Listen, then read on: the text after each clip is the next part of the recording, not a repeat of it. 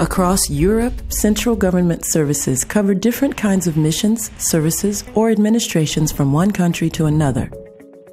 But they are all affected by psychosocial risks, which are a growing concern.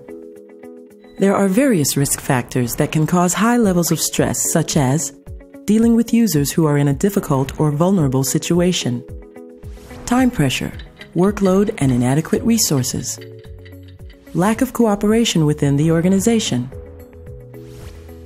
job insecurity, discrimination, harassment. Exposure to these risks can have a very damaging psychological and physical health effects for the employee. Cardiovascular diseases, musculoskeletal problems, burnout, depression, and even suicide. For the functioning of the organization, the effects are high levels of sickness, poor performance, low morale that can increase work errors, higher costs, and potential reputational damage. Psychosocial risks must not be ignored. Central governments must be exemplary in preventing and tackling those risks at work. To this effect, trade unions and employers have produced together the very first European guide especially made for all the stakeholders in central governments.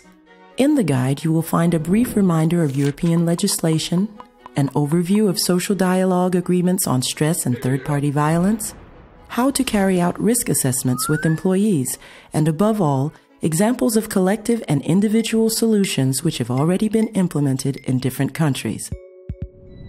In case of exposure to physical or verbal violence, a clear policy involving managers, medical and psychological staff, and other colleagues to deal with complaints and to provide support to the employee has allowed for quick and efficient response. The introduction of digital tools can lead to work intensification and stress. Consultation and regular training of employees and managers about new technology have reduced stress levels. With new technology, employees are potentially connected to their work 24 hours a day.